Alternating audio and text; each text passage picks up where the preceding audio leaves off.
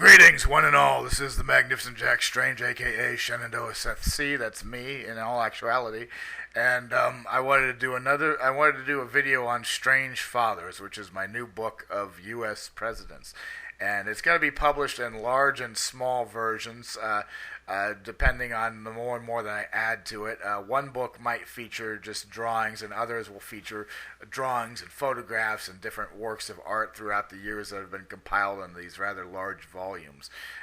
So sit tight and wait for that. But in the meantime, we're going to do a little video for each and every single president of the United States, starting with none other than George Washington. And I'm going to start by telling you about one of my favorite artists and how I came to draw my portrait of Washington, since I am a sketch artist and I'm known primarily for my art.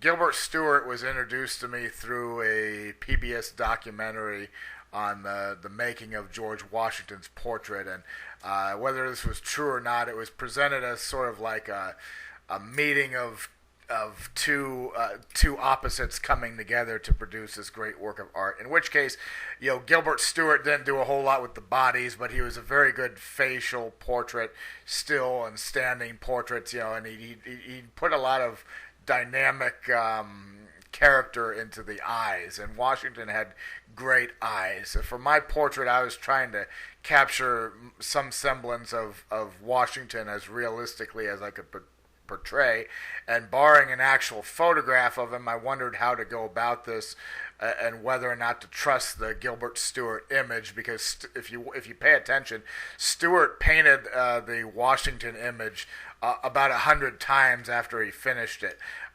Washington sat for him, and he was feeling a little uncomfortable because his teeth were bothering him, as always. There's been a number of myths about George Washington's teeth, but he basically lost all but one of them by the time he was an adult, somewhere around in his 20s or 30s. I think 20s, and he had one surviving tooth in which his false teeth were built around to secure around that one little nub. And the teeth were made from various items, either from hippopotamus to wood, and in some ways also from slaves who he paid for their teeth if they lost one at Mount Vernon. So they were paid for their teeth. It's not like he's going around extracting them, but I'm sure if they were rather industrious, they might have extracted a tooth themselves, depending on how much they would get for it. I don't know what the process was, but he would pay the slaves for their teeth. And I'm thinking maybe it was the older ones when one fell out or for one reason or another. Anyway, George Washington sat rather, being as he was, a rather tense man with a very well guarded. He had those who knew George Washington at the time, there was always a move to try to create the ultimate George Washington portrait, because he was considered to be exceedingly good looking. Like, it was a very large man, about 6'3". He loomed over, like, women in particular. You have that looming kind of person. It kind of frightens, intimidates, and allures them. But Washington was an older man with striking features, about 190 pounds. He has one of the biggest feet of any U.S. president. I think that Lyndon Johnson has the biggest feet overall. But before Lyndon Johnson became president, Washington had the largest boot. And there was always a move to want to capture Washington as he actually appeared, which was sort of hard to recreate him, standing before you. But Gilbert Stuart took an opposite tact. He actually made Washington somewhat elderly looking, kind of a respectful elderly portrait with some frail features to it. Nonetheless, how he may have appeared to Stuart at that sitting. And also, there's a big nose, and Washington had a big nose, but I think this big globby nose you see on the Stuart portrait might have been somewhat of Stuart's own nose.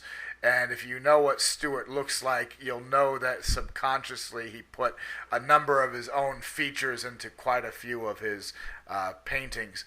So since I didn't trust Stuart's portrait on account of that fact, once I determined that Stuart sometimes incorporated some of his own features, I went to try to seek the consensus the proper consensus as to what Washington may have looked like. And I was met with the wonderful discovery of Washington's life mask.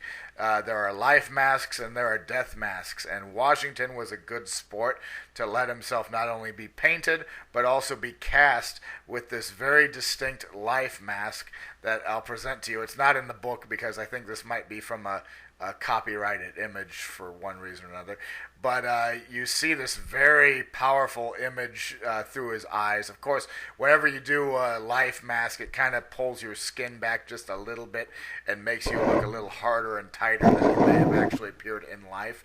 But like I said, you have this very distinct kind of, I don't know, angry or arrogant look in his eyes, very distinct, prominent features. And it's almost, you can see the resemblance to the Stuart portrait, but it's almost night and day difference from the facial expression. Washington was, in fact, a very good-looking man. In fact, they used bodybuilder Charles Atlas to pose for his statue. So anyway, I combined these two to create my portrait, and I also looked at several different Stuart portraits rather than just the main one. And the one I settled on, I think, was called the Constable. It's one where Washington is wearing this little black fur around his neck. And I thought that was the one that I enjoyed the most, and so that's the one I used largely for my Washington portrait. But normally, if I'm not ripping off of Stuart, I use the Washington life mask, and a number of Washington images are more faithful to his resemblance than a lot of you would have ever felt. He really was that large. In fact, actually, he may have been larger than some of you may understand based on his number of his portraits and how they appear versus others. But there you go. Washington was not someone I was normally fascinated with until I finally read more of his biography, and he had quite a exciting and adventurous life during the French and Indian Wars, in which case Washington started, he was a prominent figure that helped to kick off the 7-Year War between the French and the British when he was formerly I'm trying to remember what he's called, a colonial officer in the British Army. Washington was not he was not an official royal officer, if that makes sense. He was a colonial officer, meaning he was serving in the American army while it was still under control of the British. And for that reason, sometimes he had an issue of rank with similar ranked officers, similar or lower ranking officers from the British crown. I forget what the British term is. It's in my book, but if you were either colonial or you were one of the king's actual army, by that I mean the direct royal army rank is higher than the colonial. It's regarded higher than the colonial. And in fact, one of the British royal officers who eventually came to join in the revolution for us was formerly disputing who would be in charge between him and Washington, even though he was a captain and Washington was a colonel or something to that. Anyway, it's more specifically elaborated on in my book. I'm sorry if I'm speaking loosely. I'm trying to make a quick video here. And Washington always resented how he was treated by the British Army and not respected in proper rank and form. And during the American Revolutionary War, he always insisted on being referred to as a general, and he would not answer any letters that were addressed to him by any lesser rank, such as his colonial rank, which I think was still a colonel. So Washington, the important thing to understand about Washington's military career is, he's not the greatest, he's not Genghis Khan, whatever or not, but he was largely an officer who had been there and done that. I'm sure that for one reason or another, I think his military career was spectacular, but some people who kind of look at the data and tull in his wins and losses seem to have, when they tally up his wins and losses, they seem to look at him with less with less, enthusiasm as they would another officer. But Washington, and we may have to make part 2 of this video actually, so I'm going to stop this here.